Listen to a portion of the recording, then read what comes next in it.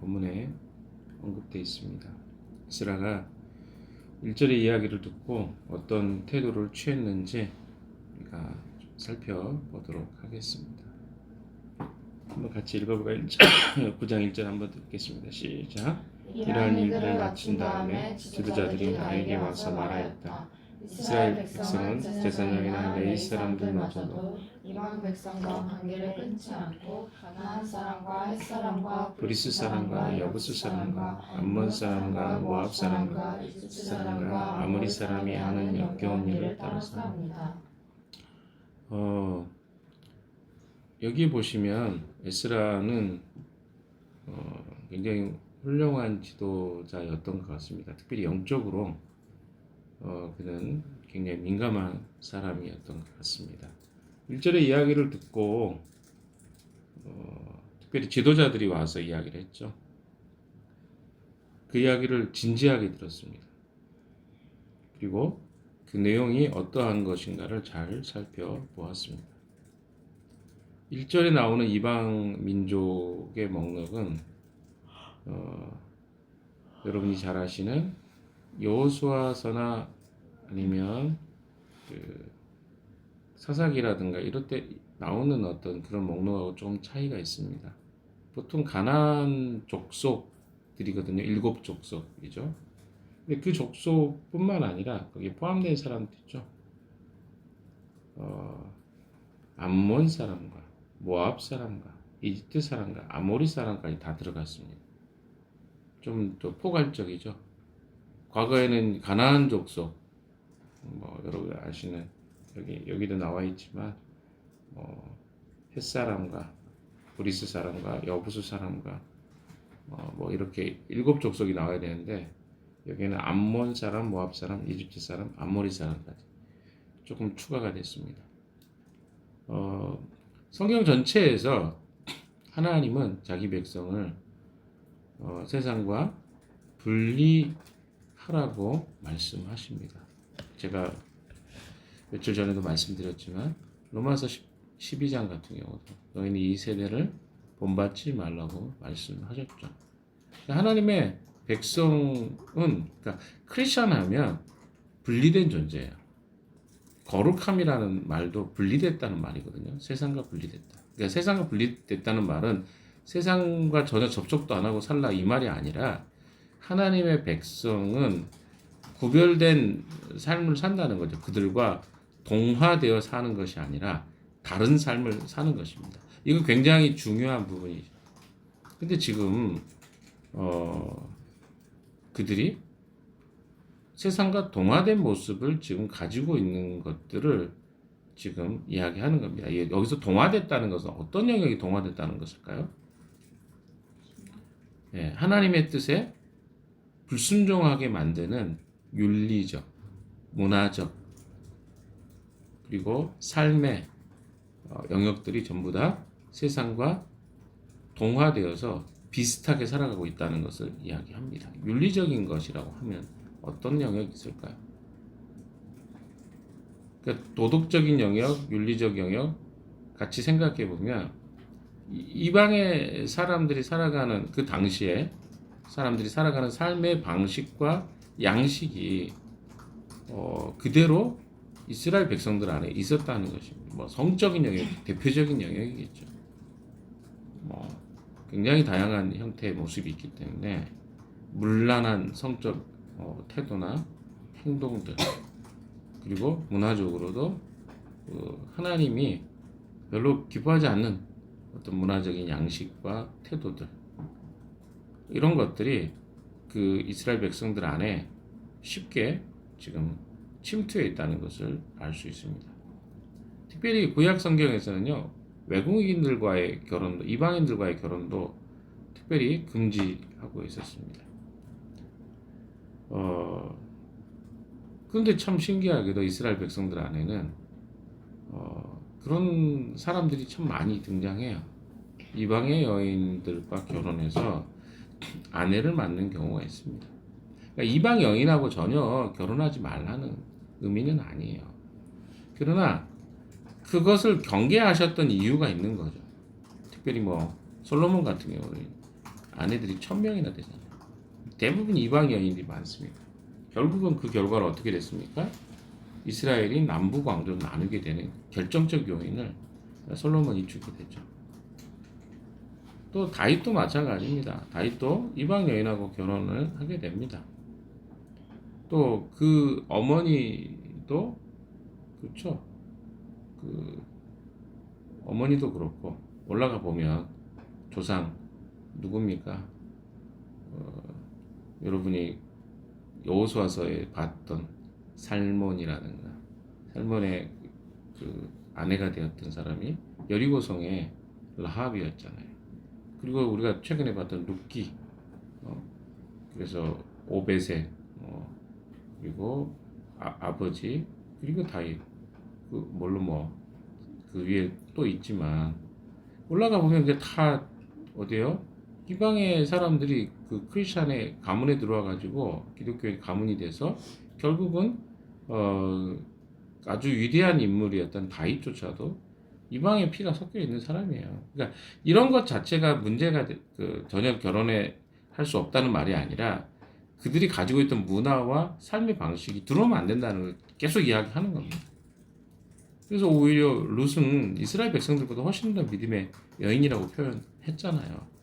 그래서 이방 여인하고 결혼하는 것의 문제라기보다는 그들이 가지고 있는 가치와 문화가 하나님 백성 안에 들어왔을 때 거기에 문제가 될 수 있다는 것을 이야기합니다. 이것은 오늘날 우리에게도 동일하게 적용될 수 있는 부분이라고 생각합니다.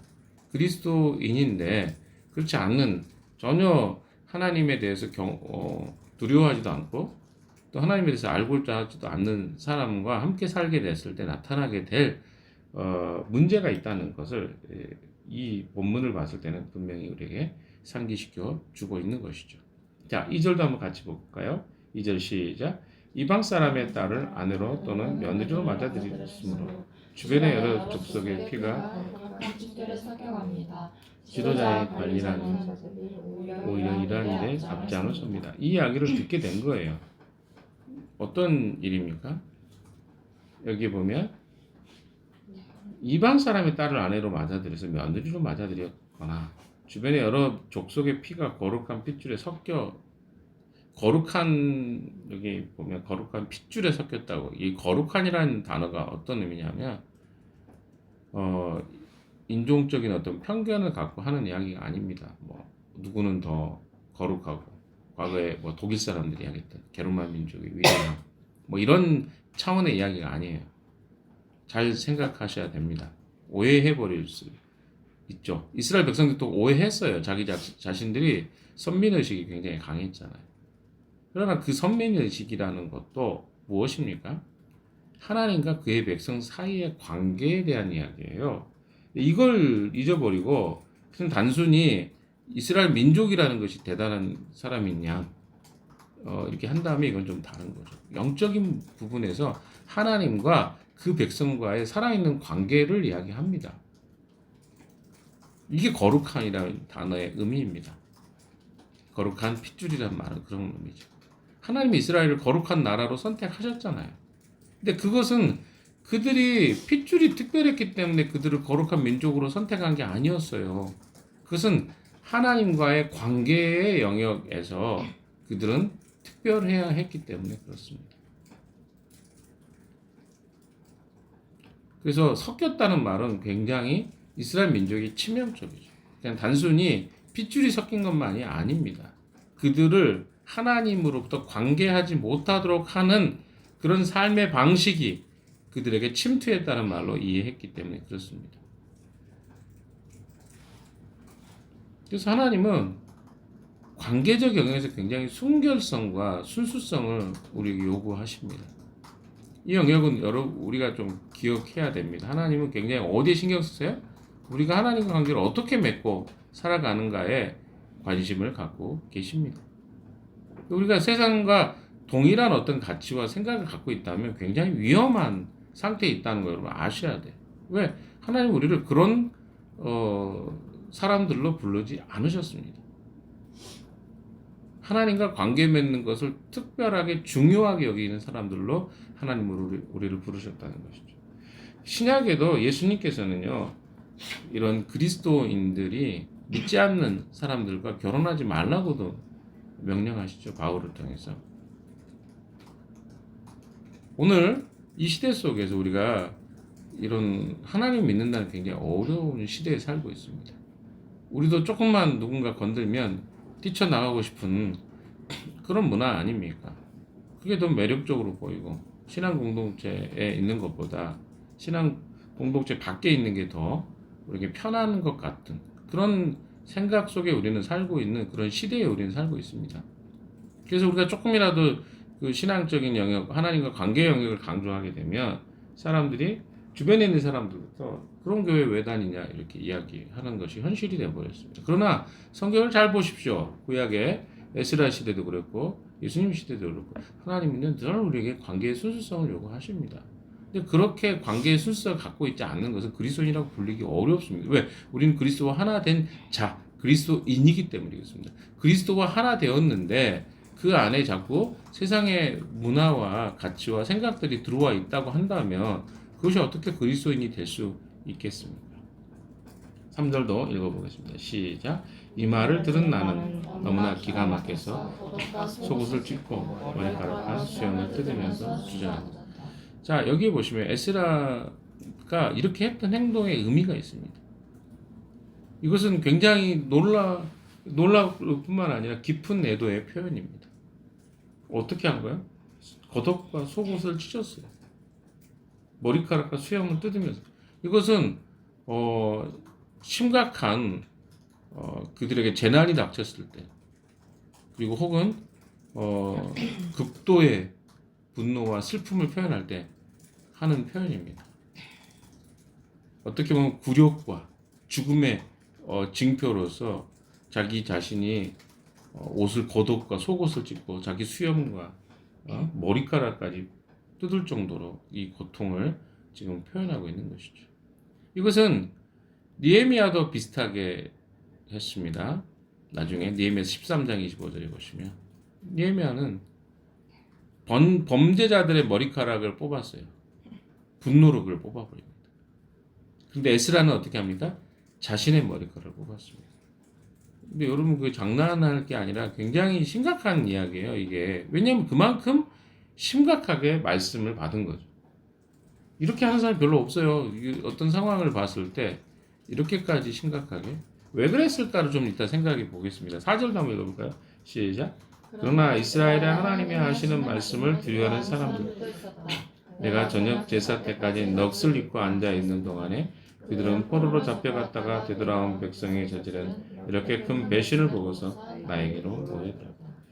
이것은 아마 둘 다였을 가능성이 있습니다. 둘 다란 말은 포로로 잡혀갔다가 되돌아온 백성이 저지른 것도 분명히 있고요. 이미 이 땅에 살고 있었던 제사장이나 레위인들 중에도 그렇게 섞여서 살았던 사람들이 있었다고 보는 것이 타당합니다. 그러니까 그들의 영향을 받은 것이죠. 돌아오자마자 그런 범죄를 행했다는 것 자체가 그들이 바벨론에서 그걸 포기하고 이 이스라엘 땅에 돌아왔는데도 그들이 어떻게 한 거예요? 이방 사람들의 문화와 양식을 따라서 얼마 되지도 않은 시간에 또 그들과 결혼하고 문화가 타협해버리는 이런 일들이 발생하게 되었다는 거죠. 그래서 이것을 우려하는 사람들이 에스라 주변에 몰려들기 시작했습니다. 그들은 함께 문제를 고민하고 또 이 문제 앞에 하나님 앞에서 어떻게 이 문제를 해결할까를 슬퍼했던 사람들입니다. 에스라와 함께하는 사람들이 있었다는 거죠. 굉장히 의미 있는 일이라고 생각합니다. 혼자 하지 않았습니다. 함께 같은 인식을 가지고 슬퍼하고 눈물을 흘리는 모습을 보게 됩니다. 5절 같이 읽어보겠습니다. 시작. 나는 슬픔을 가누지 못한 채로 앉아있다가 저녁 제사 때가 되었을 때 일어나서 찢어진 겉옷과 속옷을 몸에 그대로 걸치고 무릎을 꿇고 두 팔을 들고서 주 나의 하나님께 기도를 드렸다. 기도를 드리는 내용이 나오죠.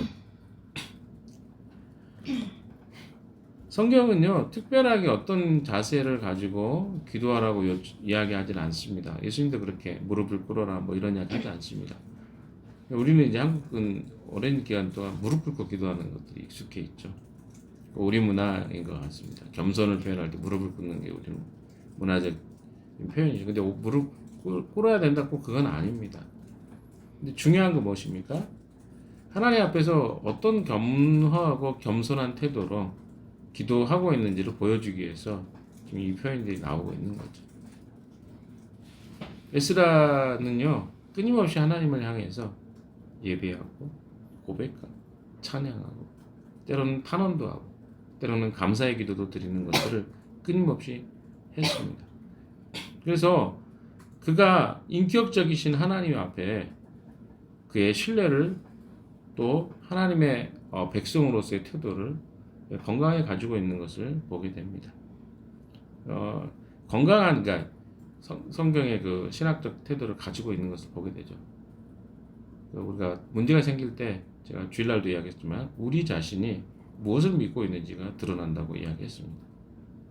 기도하기를 습관으로 갖고 있는 사람과 세상의 방식으로 그 문제를 해결하려고 하는 사람들이 드러나게 됩니다. 에스라는 문제가 생겼을 때 하나님께 기도드리는 것을 보게 됩니다. 6절을 또 읽어보겠습니다. 시작. 하나님 너무나도 부끄럽고 하나님 앞에서 차마 얼굴을 들 수 없었습니다. 우리가 지은 죄는 우리 스스로가 감당할 수 없을 만큼 불어났고 우리가 저지른 잘못은 하늘에까지 닿았습니다. 7절도 읽겠습니다. 조상 때로부터 오늘에 이르기까지 우리가 저지른 잘못이 너무나도 큽니다. 우리가 지은 죄 때문에 우리뿐만 아니라 우리의 왕들과 제사장들까지도 우리나라 왕들의 칼에 맞아 죽거나 사로잡히고 가고 재산도 다 빼앗기고 온갖 수모를 겪었습니다. 이런 일은 오늘에 와서도 마찬가지입니다.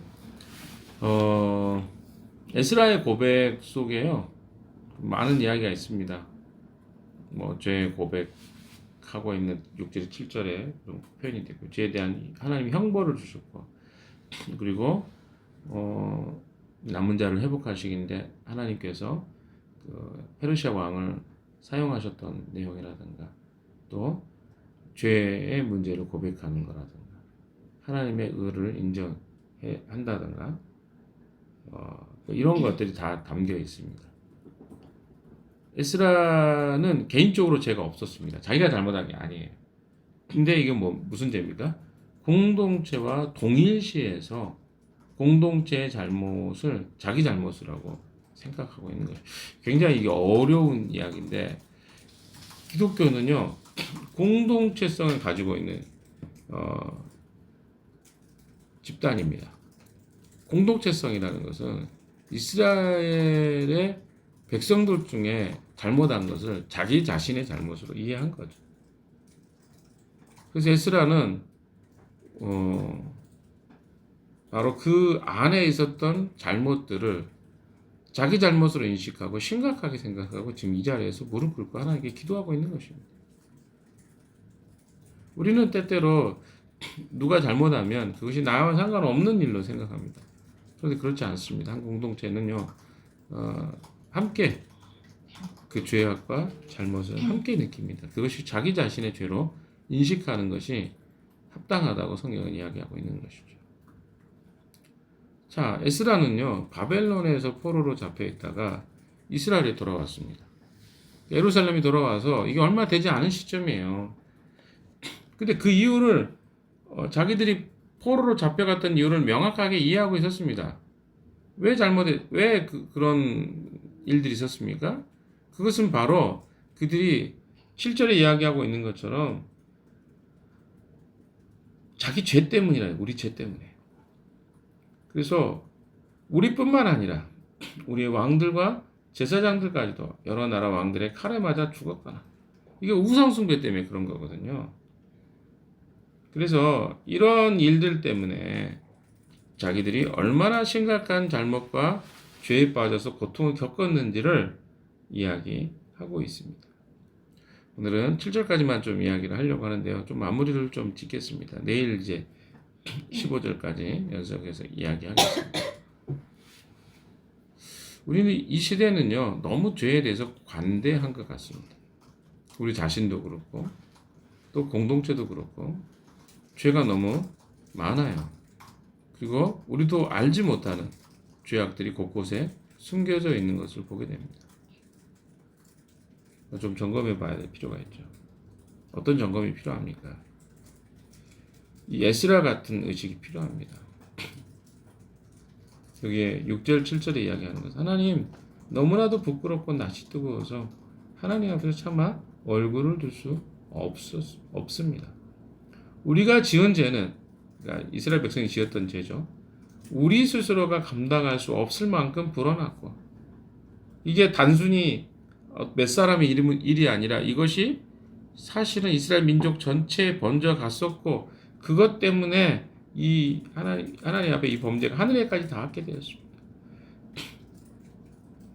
이것 때문에 사실은 우리 조상들이 다 어때요? 칼로 맞아 죽거나, 여기 뒤에 여러 나라 왕들의 칼에 맞아 죽거나 사로잡혀 갔고, 재산도 다 빼앗기고, 온갖 수모를 겪었던 이유가 다 이 죄 때문입니다.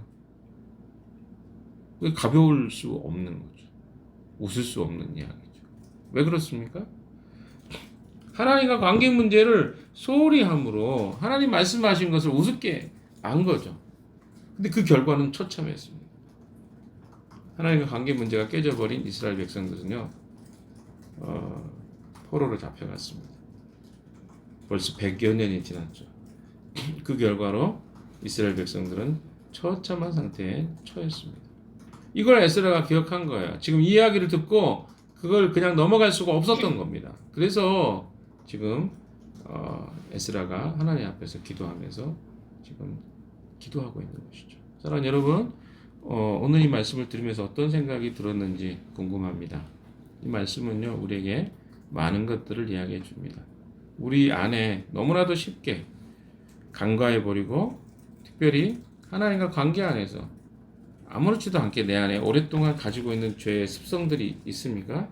습관들이 있습니까? 이거 끊지 않으면요, 하나님 심각하게 보신다는 거예요. 경고를 계속해 주십니다. 그 경고를 알고 혹시 여러분이 끊어야 될 죄가 있는지, 내가 돌이켜야 될 내용이 있지는 않는지 스스로 점검하십시오. 그리고 그것을 좀 진지하게 고민하셔야 됩니다. 오래된 것들이라면 쉽게 끊기 어렵습니다. 그래서 그런 것들을 체크해보고 점검하면서 돌이킬 수 있는 하루가 되시기를 주님의 이름으로 축원합니다. 같이 한번 기도하겠습니다.